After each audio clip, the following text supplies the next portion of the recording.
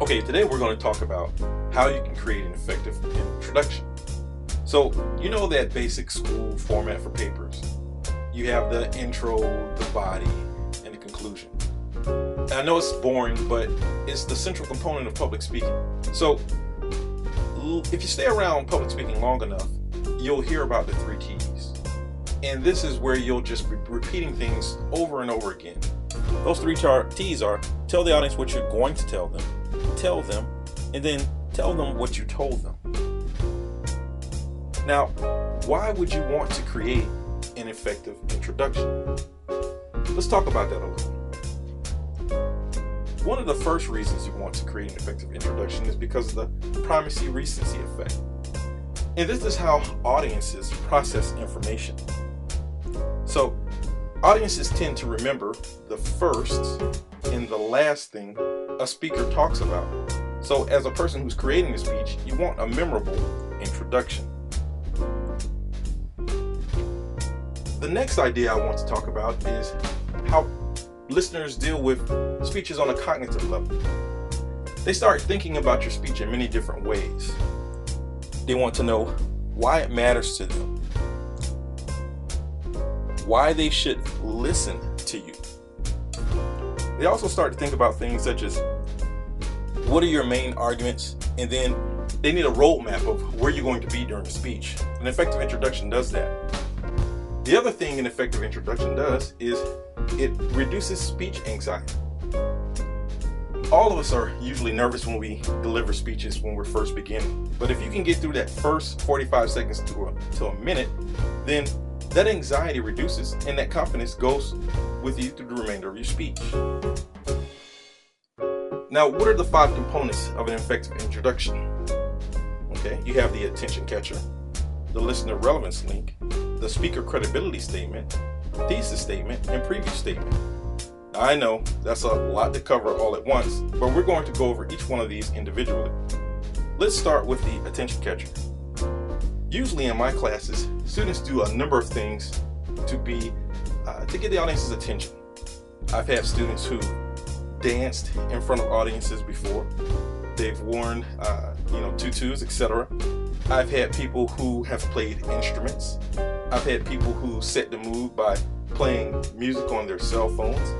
And then there are the other basic things that you can do, such as provide quotes, statistics, facts, and then also people use humor too, but just make sure that you're not offensive with your humor. The next thing I want to talk about is the listener relevance link. Why is this important to the audience? You don't want an apathetic audience. They want to know, why does this matter to them? So you have to create a link with that audience to show what the connection is. How is this speech related to them in some form or fashion? Then you have the speaker credibility statement. This lets the audience know why you are credible and competent to deliver a speech. Now, with a lot of your subjects, say if you're talking about sports, or if you're talking about hunting, or things of that nature, you've done it for a long time, 12 years or more in a lot of cases. You have a lot of experience. But we also want to know what research you've conducted. Who have you interviewed? Who have you talked to? What have you done to do something outside of your experience? Following this, we have the thesis statement. And the thesis statement is just a 1-sentence summary of what you're going to present. So let's say that you're going to talk about weightlifting. A thesis statement could be something as simple as, today, I will talk about the benefits of weightlifting. Simple, concise, and to the point. You follow this up with the last thing, which is the preview statement. The preview statement is just simply the 3 main points that you're going to cover in relation to that thesis statement. So if you're talking about lifting weights, you can say,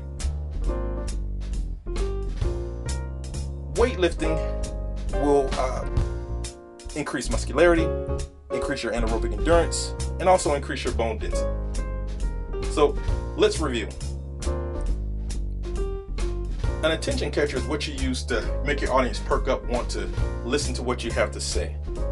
The listener relevance link is, how does it matter to this audience? Why is it important? Follow that with a speaker credibility statement. Your speaker credibility statement should tell the audience not only your experience, but also the research you've conducted. Your thesis statement is just that one sentence summary explaining what you will talk about, followed by the preview statement where you list those 3 main points that you're going to cover.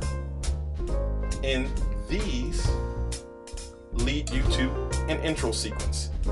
That's all you have to do. Thanks for listening.